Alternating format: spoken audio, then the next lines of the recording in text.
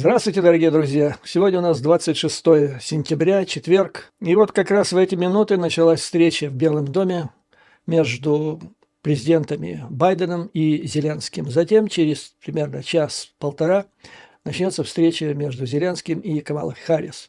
Но пока они там совещаются, мы с вами обсудим, что уже произошло, в том числе за кулисами этих переговоров, ну и прикинем, что нас ждет в дальнейшем.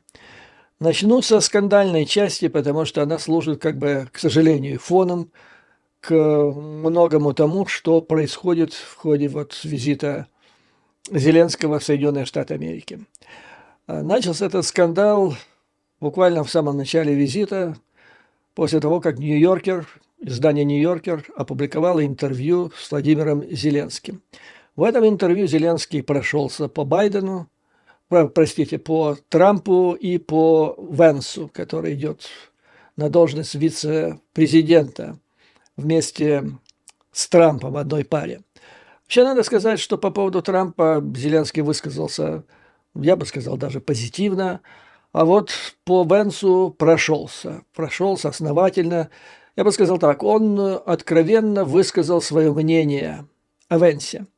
Ну, а тут же избирательная кампания. Венс идет вместе с Трампом в одной связке. Быть или не быть им президентом и вице-президентом. И шансы у них, в общем-то, тают. Тают потихоньку с каждым днем, с каждой неделей. Поэтому тут все важно. И, как говорил Д'Артаньян Рошфору в Менге, оскорбив лошадь, вы оскорбили всадника. То есть, оскорбив, как они посчитали Венса, Зеленский оскорбил и Трампа. И тут-то все и понеслось. По Венсу Зеленский сказал, в общем-то, да тоже немного по нашим стандартам. Посоветовал ему почитать историю Второй мировой войны. Сказал, что он слишком радикален. Но опять-таки, понимаете, то, что кажется нам, подумаешь, слишком радикален, а там вот в разгар предвыборной кампании там за каждое слово, характеристику удавить готовы. Короче говоря, Трампа понесло, причем со страшной силой, и с каждым днем все больше. И вот буквально вчера, выступая на очередном сборище своих сторонников, он обрушился на всю Украину. Он сказал, что Украине надо было сдаваться Путину за несколько месяцев до того, как началась полномасштабная агрессия, сдаваться безоговорочно, потому что любая самая ужасная сделку, которую пошла бы Украина для того, чтобы избежать войну, она все равно была бы лучше, чем то, что Украина имеет сейчас. По его словам, сейчас Украины уже нет, украинцев уже нет, понадобится сотни лет для того, чтобы ее восстановить. Ну, в общем, его несло не по-детски просто. Его зло буквально выплескивалось из этого человека. Ну, а дальше последовал еще визит. Визит в Пенсильванию на предприятие, которое выпускает 155-миллиметровые снаряды для украинцев. Но сначала надо бы еще вот что сказать, чтобы понятно было. Здесь вот, даже учитывая предвыборную кампанию, но есть в каждой стране определенная этика, ну, я бы сказал, здесь западная этика взаимоотношений между людьми.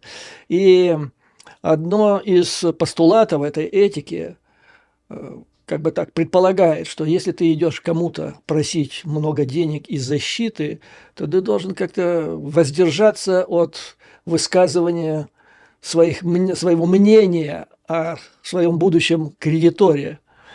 Но вот это как-то так Владимир Зеленский не учел, и поэтому вот этот факт был воспринят даже друзьями Украины в Соединенных Штатах Америки среди политиков как оскорбление. В частности, Линдси Грэм. Он воспринял высказывание Зеленского как оскорбление. Ну, а затем последовала поездка вот на это предприятие в штат Пенсильванию. И Зеленского туда отправили на самолете военно-воздушных сил Соединенных Штатов Америки. Губернатор местный, с которым Зеленский пожал руку, Джо Шапиро, он демократ. Но так получилось, что там не оказалось ни одного республиканца. Хотя за день до этого Зеленский провел встречу совместную, это на кулуарах Генеральной Ассамблеи ООН, совместную встречу, на которой присутствовали и демократы, и республиканцы. Но здесь уже подогретые интервью в «Нью-Йоркер» лидера республиканской партии, верхушка, я бы сказал, верхушка, она просто взбеленилась. Ну, во-первых, потому что самолет военно-воздушных сил Соединенных Штатов, то есть за счет налогоплательщика. Во-вторых, они обвинили администрацию в том, что они устроили как бы шоу своей предвыборной кампании за счет налогоплательщиков, привлечения ресурсов, и там не было ни одного республиканца.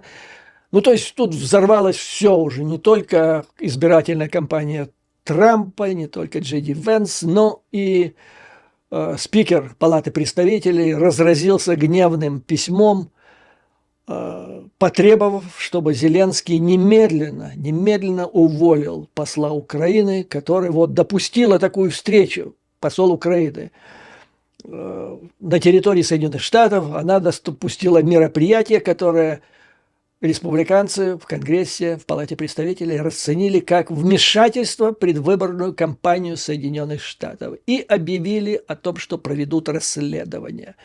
Ну и понеслось. Теперь я думаю, что они вот в комитете по надзору Палаты представителей, который возглавляет господин Комар, они уже выдвинули целый список обвинений, как Украина пытается манипулировать выборной системой Соединенных Штатов, то есть устроить примерно то же самое, что в свое время устроили Трампу за вмешательство России, российских спецслужб в предвыборную кампанию Соединенных Штатов в 2016 году. Ну, вряд ли у них это получится, но зато крику, шуму, гамму будет много. И опять Украина, то есть в 2016 году, вернее, после 2016 года, Украина стала причиной импичмента Трампа, а теперь, значит, они попытаются использовать Украину для того, чтобы, ну, хоть как-то, я имею в виду, они, это республиканцы, хоть как-то улучшить свою ситуацию. Не везет Украине с Трампом, не везет в отношениях между Трампом и Зеленским. Но я бы сказал, не повезло Зеленскому и к тем, кто его готовил вот к этой поездке, раз, а в более узком плане, кто консультирует его по поводу того, что нужно, а что не нужно говорить в интервью, тем более во время визита в страну, куда ты едешь. Потому что, ну, повторяю, это считается дикостью, когда к тебе приезжает представитель другого государства и начинают раздавать тут ярлыки, кто слишком радикальный, кто не слишком радикальный. Ну, это даже не неприлично, это я повторяю, это типа дикости. Могли бы сказать, тем более, что язык-то понятно, что для чего он нужен дипломатам. Но спрашиваю тебя, как вам нравится план Венса? Ну, можно сказать, мы его обсудим. Могут вот разные точки зрения по этому плану.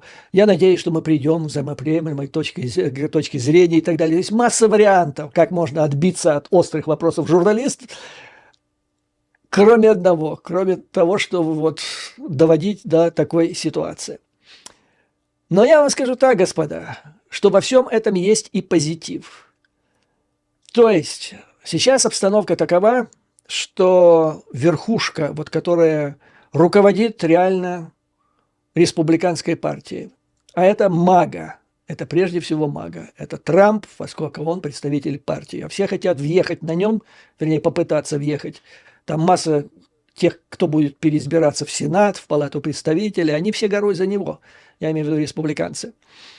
Так вот, значит, верхушка республиканской партии объявила войну руководству Украины в лице Зеленского и всей Украине фактически. Потому что то, что наговорил Трамп, по сравнению с тем, что сказал Зеленский, то есть Трамп, ну, это просто хамло такое, знаете, вот трамвайное просто. То есть Зеленский, несмотря на свое, отдельные этические проблемы, скажем так, он просто джентльмен по сравнению с Трампом. Но Трамп как бы отвечал, и вот так он ответил. И ситуация такова, если он выигрывает все, ну, я и раньше говорил вам, что если он выиграет все, если вы помните, кто давно слушает мой канал, я говорил это еще начиная с самого начала войны, Ну, а теперь это не вызывает, наверное, никого уже сомнений. То есть это война лично Трампа против Зеленского, а Зеленский президент Украины против Украины. И это может проявиться на второй же день после 5 ноября, когда Трамп начнет рассказывать, что он будет делать. Он нажмет просто на рычаг и все перекроет, винтель закрутит и все. То есть для избирателей в Соединенных Штатах Америки, кто будет голосовать, примет участие в этих выборах, для них нет выбора между Харрис и Трампом теперь.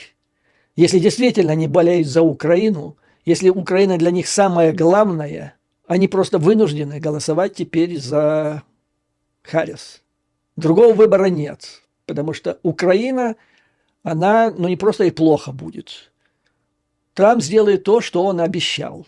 То есть он просто отдаст, перекроет всю помощь, отдаст Украину на съедение, потому что для него она уже, как он сказал, не существует.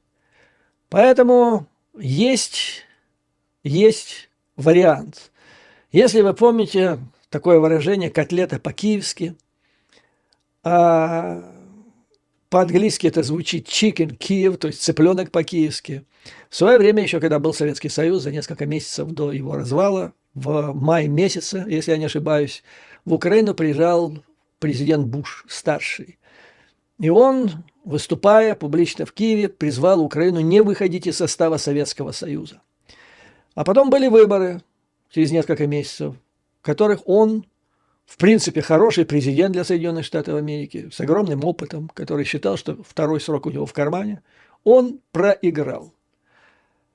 И считается, я вот лично знаю тогдашнего одного из советников Буша, который принимал участие в организации этих выборов, было такое мнение, что он провалился из-за позиции украинской диаспоры.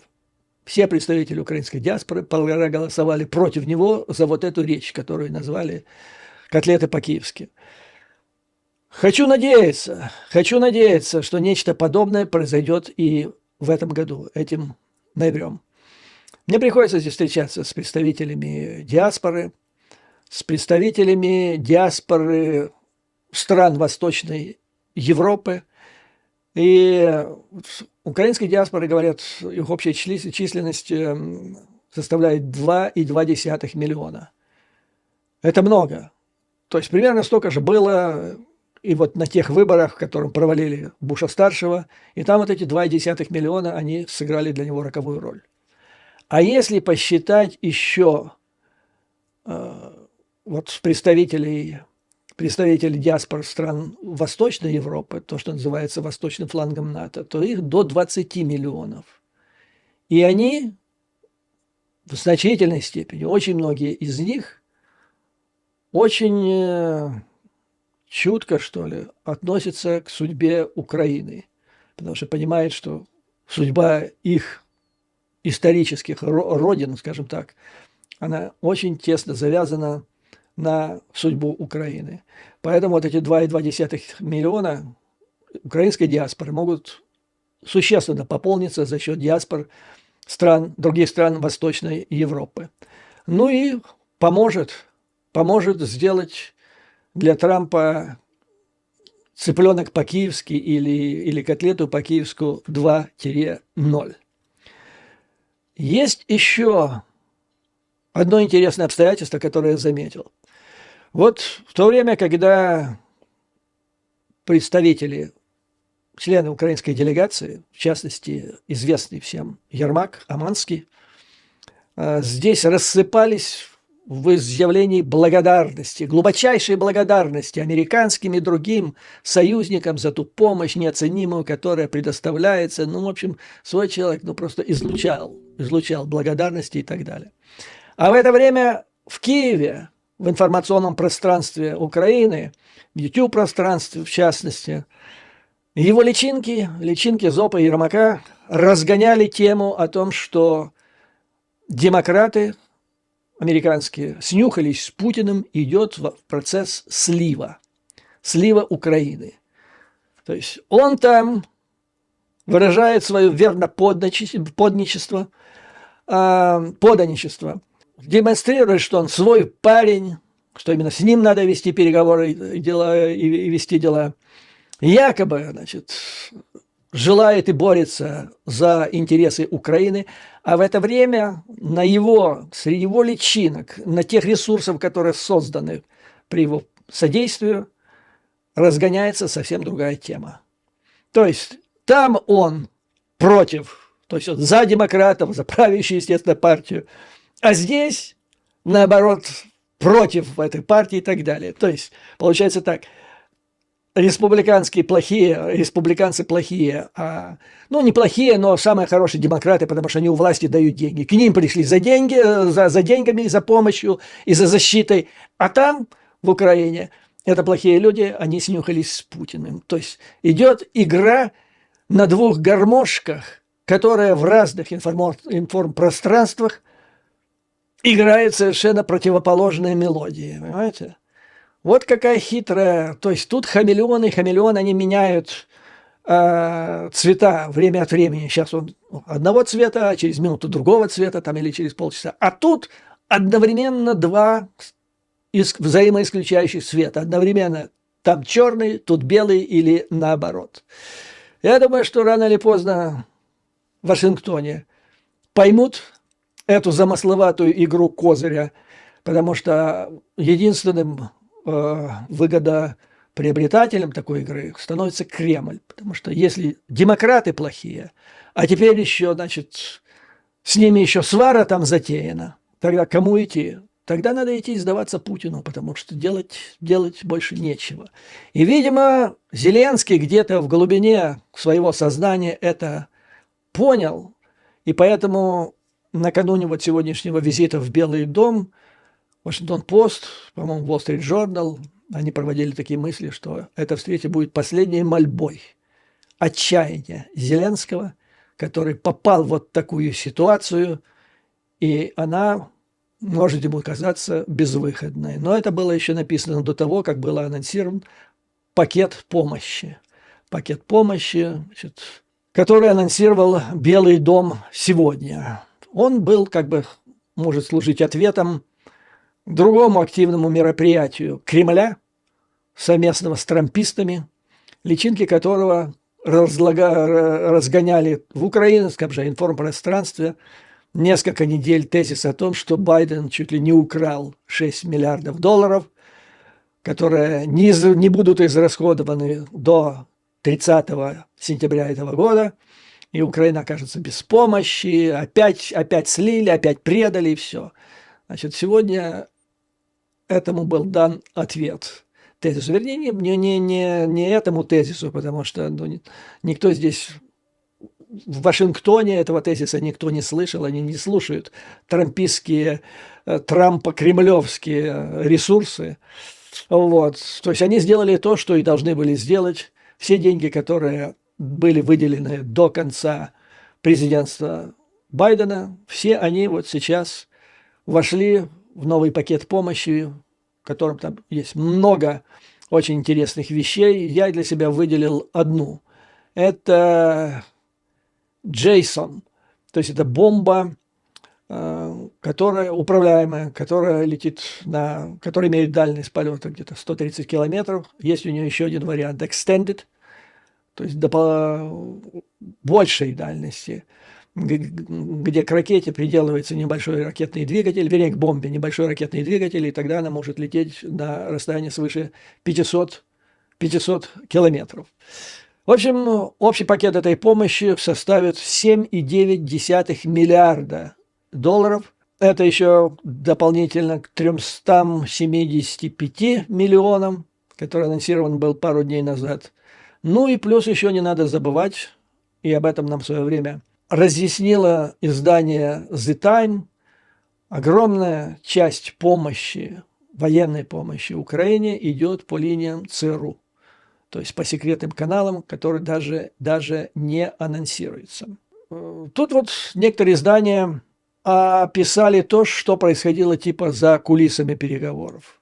Что именно искали и обсуждали, какая повестка дня там на самом деле была, потому что общая эта тема была обсуждение плана Зеленского, плана победы.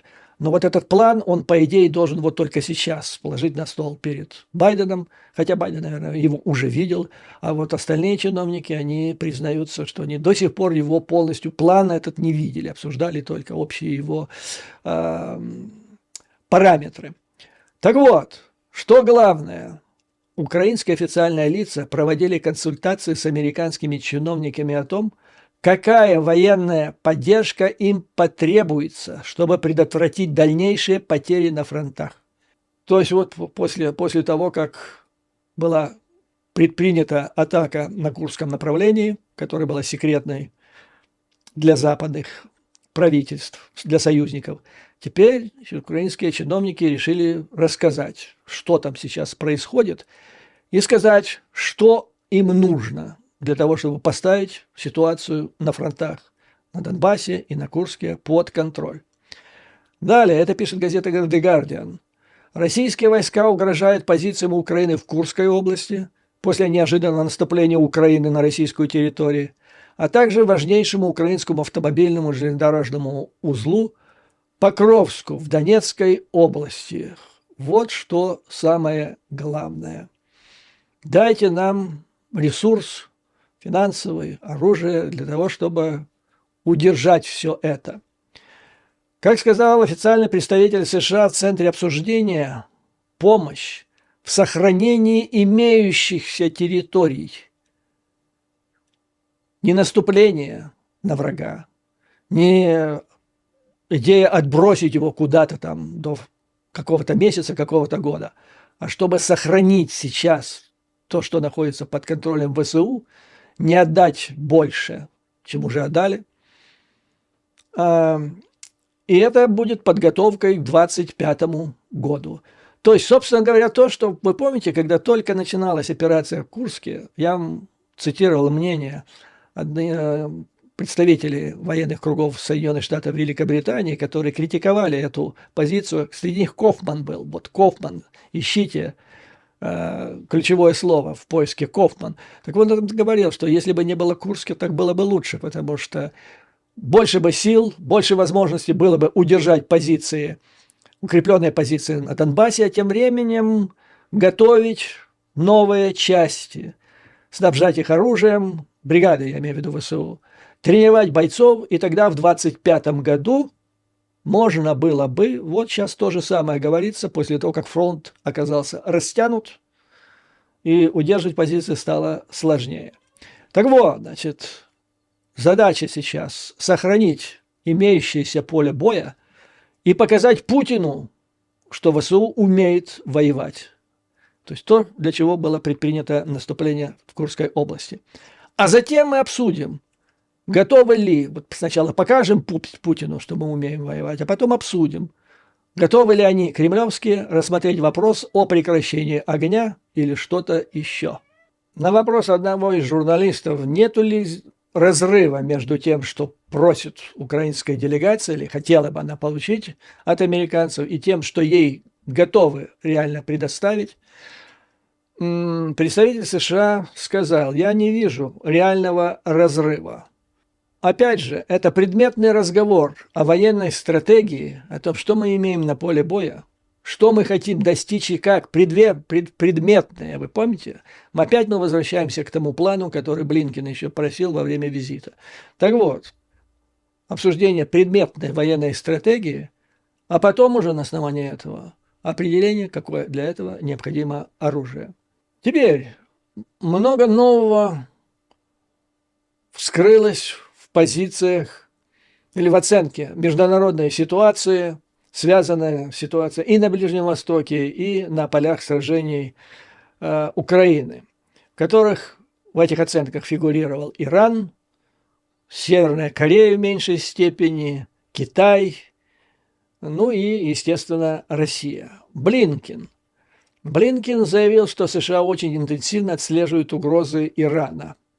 Стало известно, вообще вот тут какое-то извержение было секретной информации до последнего времени секретной информации, которой владели спецслужбы Соединенных Штатов и некоторых европейских государств, которое почему-то все это было прикрыто завесой секретности, и вдруг все это было выброшено в публичное пространство через некоторые заявления официальных лиц Соединенных Штатов Америки и в значительной степени через агентство Reuters.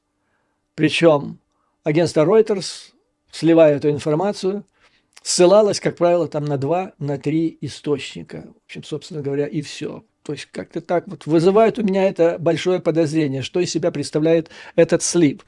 Вообще надо сказать, что во всем происходящем, вот в переговорах между представителями США и украинской делегации, а также вот в оценках этой международной ситуации, о том, что делать с этой четверкой из оси зла, прослеживались как бы так и межведомственные противоречия в Соединенных Штатах Америки. Ну, например, главным противником снятия ограничений на использование на полную катушку дальнобойных ракет вооруженными силами Украины вглубь российского пространства оказался, к моему величайшему удивлению, Пентагон. И в частности, министр обороны Остин. Когда обсуждали, за предоставление Украине этого права выступал Госдепартамент, а также Центральное разведывательное управление в лице Тони Блинкена и Уильяма Бернса, который почему-то принято считать в некоторых кругах информационного пространства Украины чуть ли не как, я имею в виду Бернса, чуть ли не как большого друга Кремля. На самом деле это все не так. Представители Пентагона, у них позиция вот в целом была такая. То есть, когда мы решаем вопрос, снять ограничения или нет, перед нами, в общем-то, два вопроса. Первое. А что можно добиться при помощи этого? И какой у нас ожидает в результате обострения? Так вот, значит, добиться. Ну, там известно уже, что Россия отвела свои силы, там некоторые логистические объекты за пределы максимальные за те пределы, которые могут летать эти дальнобойные ракеты. Но в пределах действия этих ракет и сейчас находится весь Крым, а также важнейшие логистические пути туда. Крымский мост, затем вот железнодорожная ветка, которую они строили, это сейчас основной транспортный коридор, через который идут логистические потоки в Крым. Это же территория Украины. Почему не бьют? Почему не уничтожают? Почему не освобождают свою территорию в Крыму? Почему обязательно нужно стрелять куда-то вглубь российской территории, хотя Крым, он, согласно Конституции России, является частью суверенной территории Российской Федерации, якобы. Почему не это? Вот объясните. Но если стрелять по Крыму, тогда, по идее, не будет такой жесткой акселерации или жесткого ответа с российской стороны. Почему надо добиваться жесткого ответа? Вот объясните, говорил мне один военный, почему надо добиваться самого жесткого ответа со стороны Российской Федерации, хотя можно освобождать свою территорию без оного, да? Ну и иногда трудно было ответить на этот вопрос. Тот же самое, какие-то разногласия проявляются и в отношении оценок Ирана, допустим. То есть до сих пор Иран обвинял Тони Блинкен по поводу этих ракет, которые якобы поставили. Затем как-то так этот вопрос спустили на тормоза, сказали, что ракеты вроде и поставили, а вот пусковых установок нет, значит, стрелять не будут, потому что не с чего. А там, глядишь, как-то так сам по себе умрет вопрос, а поставили ракеты или нет. Но теперь возник два еще вопроса. Вместо одного возникло два. Значит, вдруг оказалось, что Иран готовил покушение на Дональда Трампа, кандидата в президенты Соединенных Штатов Америки. А это вообще уже, это страшное дело, террорист. И эти данные, то есть об этом заявил опять Тони Блинкен. То есть слив идет через него против Ирана. И якобы эту информацию он получил от представителей разведсообщества Соединенных Штатов Америки, так же, как и предыдущая информация о том, что якобы уже поставили эти ракеты. То есть получается, что опять альянс тот же самый, как и по вопросу о снятии ограничений на украинские ракеты. С одной стороны, значит, Госдепартамент вместе с ЦРУ, с другой стороны, Пентагон. Пентагон как-то так, ему почему-то это все не нравится. Затем появилась информация о том, что Иран выступает посредником между Российской Федерацией и хуситами о переговорах на поставку хуситам, йеменским хуситам российских ракет противокорабельных «Яхонт» или «Оникс», как он идет по натовской классификации. И вот Тони Блинкен, говоря об этих нехороших делах Ирана, поставил стратегическую задачу. США должны прекратить военное сотрудничество Раши с Ираном, Северной Кореей и Китаем. Хорошее решение. Все за. Я думаю, все прогрессивное человечество проголосует единогласно за такую задачу. Вопрос о том, как ее решить, кто ее будет решать. А это и об этом альянсе известно уже давно, правда, в различных степенях. Но как-то до сих пор не особо успешно этот вопрос решается. Ну и пока партнеры ломали голову, во-первых, по вопросу о снятии ограничений для ВСО об использовании дальнобойных ракет, затем, как прекратить военное сотрудничество Раши с Ираном, Северной Кореей и Китаем, Путин, кремлевцы якобы предприняли мозговой штурм и модифицировали ядерную доктрину Российской Федерации. И вчера, значит, об этом заявил Путин. Должен привлечь ваше внимание.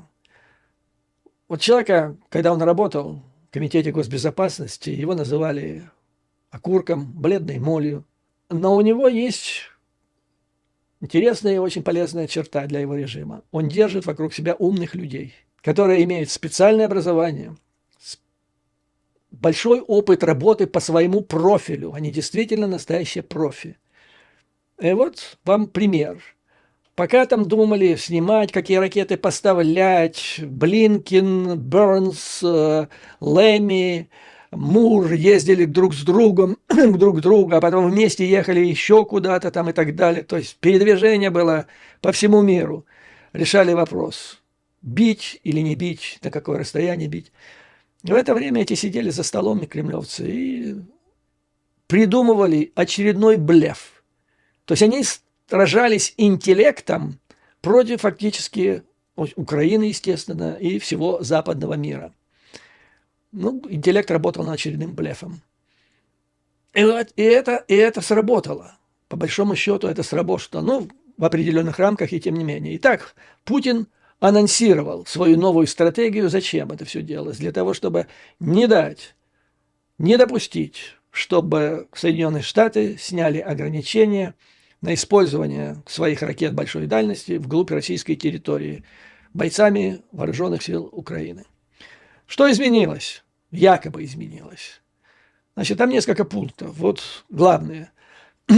Агрессия против России со стороны неядерного государства, в частности Украины, которое осуществляется при помощи ядерного государства, то есть Соединенных Штатов, если они снимут ограничения на использование этих ракет, рассматривается как будто обе эти страны, и неядерная, и ядерная, воюют против Российской Федерации.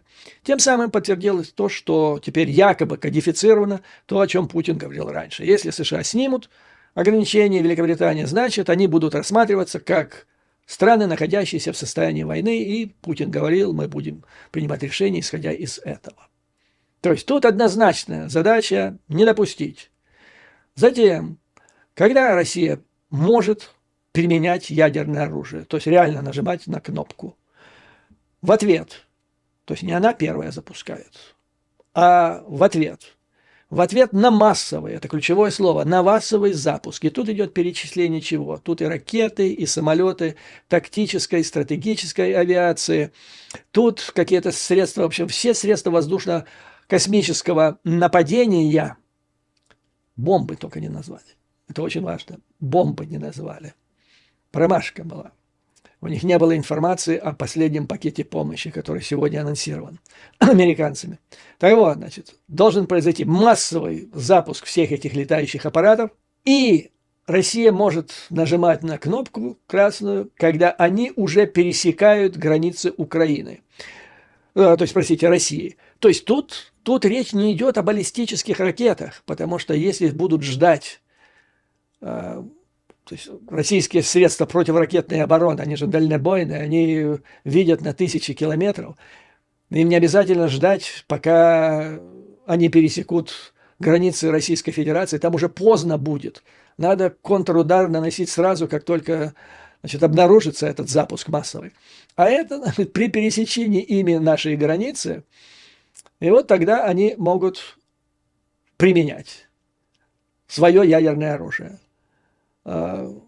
Такая недоработанная, очень недоработанная статья. Во-первых, здесь нет вот этой бомбы JSON, которую сейчас американцы анонсировали. Я чувствую, что ночью они так, кремлевские подправят и включат туда еще слово «бомба». А затем еще вот государственная граница. Но тут что имеется в виду?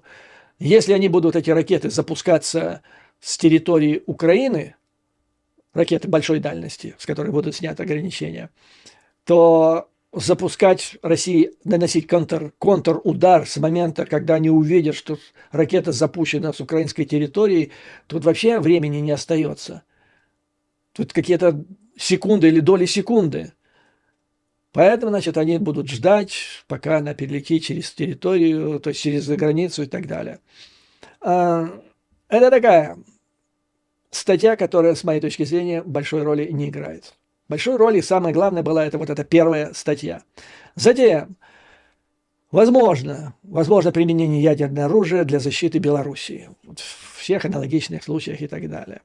Ну и, наконец, Россия имеет право применять ядерное оружие, в том числе, если противник при помощи конвенциального неядерного оружия создает угрозу нашему суверенитету.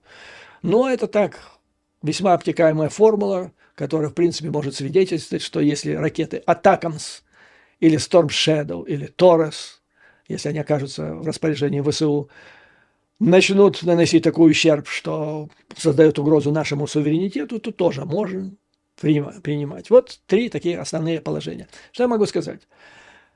Все это полная фигня, потому что в России это мафиозное государство.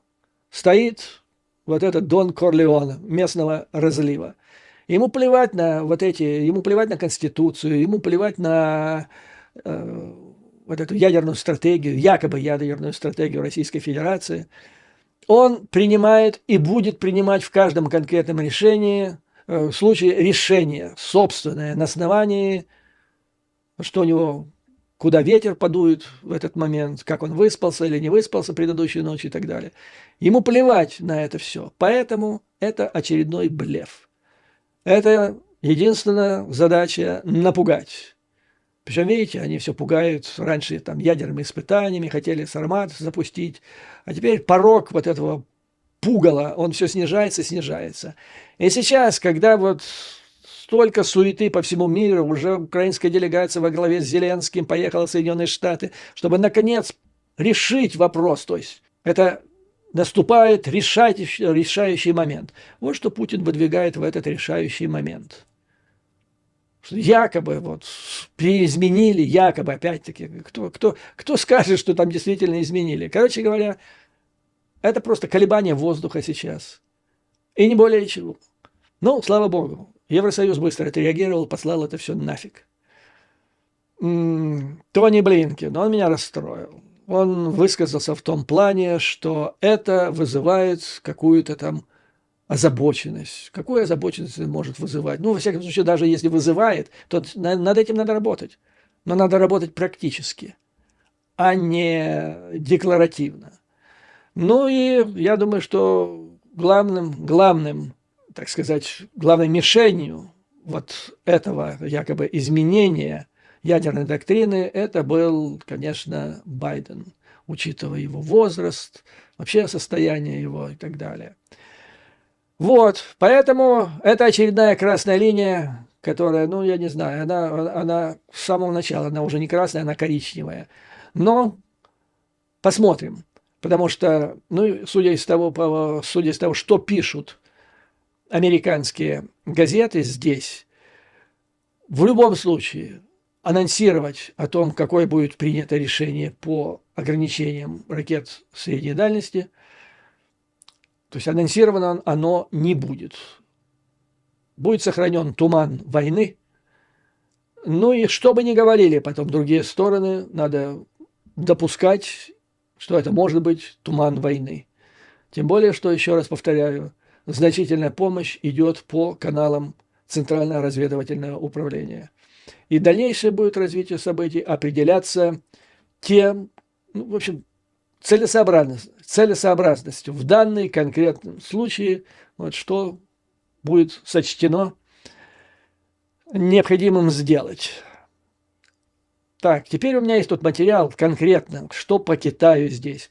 Опять Reuters, утечка, якобы на территории Китая, негосударственная, частная компания, якобы разработали ракету, вернее, это самый дальний стратегический мощный беспилотник Си-3, и разработали и провели испытания еще в начале года, обещали поставить их огромное количество, произвести там, но до сих пор его никто не видел. Ссылается Reuters то ли на 2, то ли на 3 источника. Ну и я лично читал месяц назад, 2-3, заявление представителей американских спецслужб, которые делали официально, Госдепартамента, с которой следовало, что Китай ввел жесткие ограничения на поставку готовых беспилотников за пределы Китая, в том числе в Российскую Федерацию, и до сих пор Китай не был пойман за руку, что он эти свои собственные ограничения нарушал. Были поставки компонентов, ну тут не запретишь, компоненты никто не запрещал, тем более их нельзя запретить, потому что они могут применяться в совершенно разных вещах. Вот. Также и сейчас вот агентство Reuters пишет о том, что якобы это все зафиксировано, описывает документы, якобы подтверждающие этого. Ни даты документов, ни названия, не поставили или не поставили. Ну вот так вот. Примерно такая же ситуация и с Ираном по поводу переговоров, вернее, то, что Иран служит посредником между Российской Федерацией и хуситами о поставках этих ракет «Яхонт». Вопрос тоже возникает, а зачем Российской Федерации нужен Иран в качестве посредника? Ну, тут названо, что якобы несколько переговоров уже состоялось в этом году в Тегеране. Вот, собственно говоря, единственное, зачем понадобился Иран для этого. Но я вам скажу, господа, у внешней разведки КГБ были очень хорошие позиции в Йемене в свое время. И я сомневаюсь, что они уменьшились. Зачем им ехать в Тегеран, светиться перед третьей страной? Вот в таких вещах они весьма деликатные, когда они могут сделать это напрямую, вызвав к себе этих хуситов. Я помню, в нашей группе человек учился из Йемена, сейчас хусит. Один из хуситов. И таких много очень. То есть тут задача состояла именно в том, чтобы, то есть с российской стороны, или специально засветиться, что мы, мол, в Тегеране ведем переговоры с хуситами. То есть как ты появляешься еще в одном месте, где ты не должен появляться, с какой-то секретной миссией, с конспиративной встречей, тут же увеличивается в гипотетических размерах, увеличиваются шансы на то, что ты проколешься и тебя заменят. То есть по всем канонам ремесла разведывательного эти переговоры между Москвой и хуситами должны были состояться в Йемене, но не в Тегеране или где-нибудь еще. Хотя вот когда, ну где-то 2 недели назад, когда произошел очередной обстрел, с обеих сторон стреляли по Израилю, и Это один из экспертов российских, кстати, неплохой эксперт.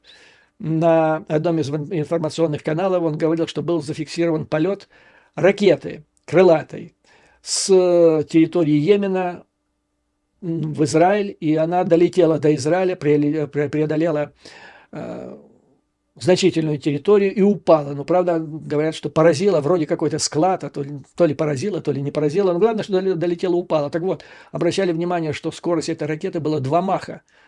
То есть крылатая ракета сверхзвуковая, это не просто. То есть таких ракет до сих пор у хуситов замечено не было. С другой стороны, это не противокорабельная ракета Яхода, о которой сейчас идет речь.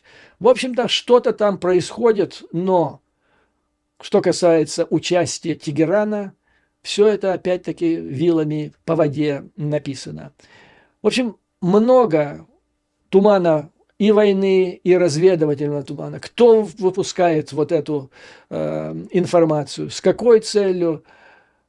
То есть, может быть, и одна сторона, как я только что объяснял, Российская Федерация могла в этом быть заинтересована. То есть пугать опять свой блеф, пугать тем, чего у тебя нет. Естественно, если это правда, то есть над всем этим надо работать. Я не призываю к тому, что надо забыть и так далее, но надо иметь в виду все возможные варианты, чтобы не стоял вопрос так: ах, сегодня там Reuters написала, что Иран участвует, и все, ах, участвуют. А завтра сказали, не участвует. Ну, не участвует, так не участвует. То есть надо иметь в виду все возможные варианты, и тогда мы придем к здравому смыслу и к чему-то, что приближается к истине. Наконец, я хочу эту тему как-нибудь осветить дополнительно, сейчас очень кратко.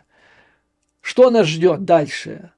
Значит, я очень надеюсь, что нас ждет Киев Чикен или котлета по-киевски 2.0, в результате которого будет Харрис президентом в следующем Соединенных Штатов Америки, потому что вот эта свистопляска, которую подняли руководители республиканской партии нынешние, она сужает возможность другого выбора настоящих друзей Украины, кроме как голосовать за Харрис.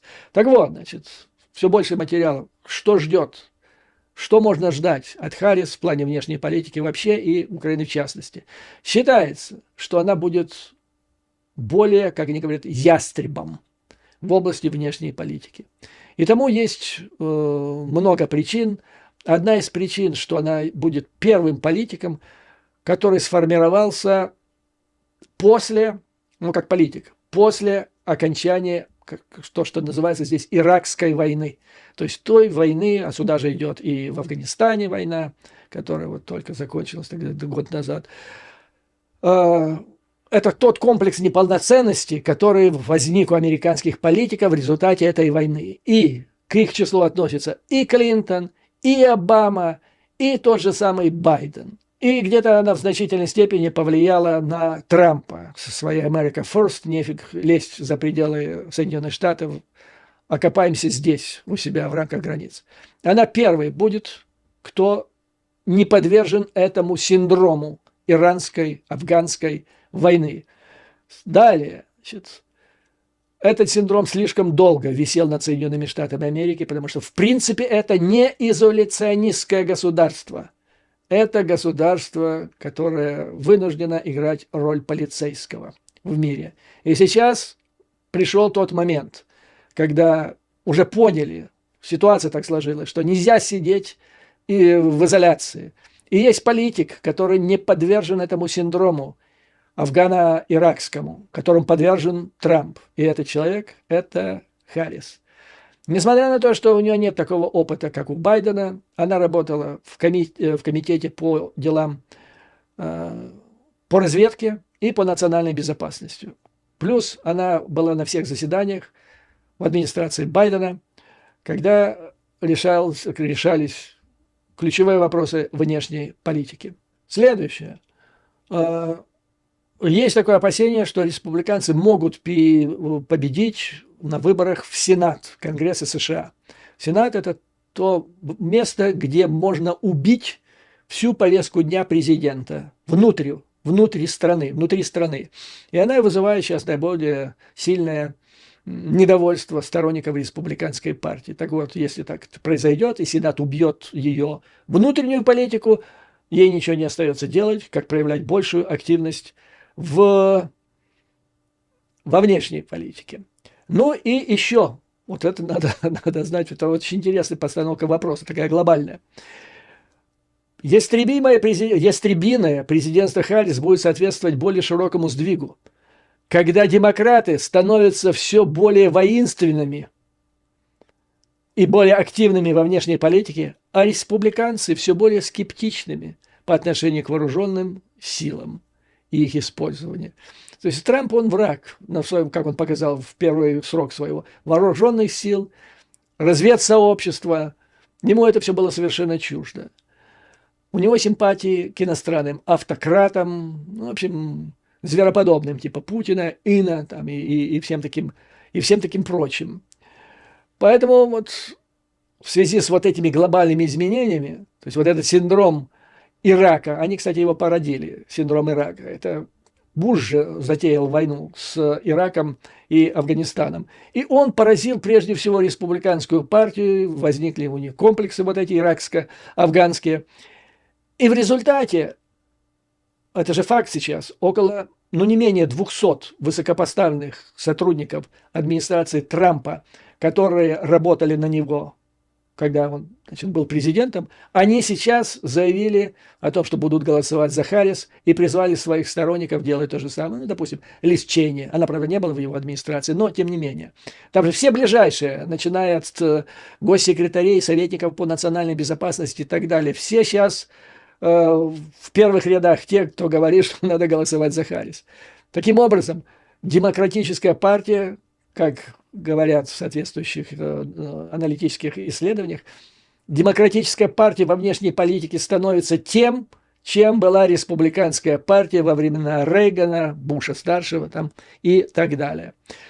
Поэтому все ястребы внешнеполитических Соединенных Штатов теперь за Камалу. А во внешней политике, что касается Украины, вопрос стоит так. Значит, Путин, если он побеждает Украину, то он побеждает опосредственно и ее союзников ближайших, коими являются прежде всего Соединенные Штаты Америки. Поражение Украины будет поражение Соединенных Штатов Америки, а Камала, как считается, это последнее, что ей нужно. То есть анализ вот по совокупности всей ее личности и эксперта, и профессионала говорит о том, что она этого не должна допустить. В отличие от Трампа, который уже сейчас говорит, там не плевать, что там будет происходить, пусть Путин делает все, что угодно. Вот, господа, поэтому, как всегда, слава Украине и вооруженным силам, враг будет разбит, победа будет за нами, вам, как обычно, выдержки, мужества и твердой веры в нашу неизбежную победу. До новых скорых встреч!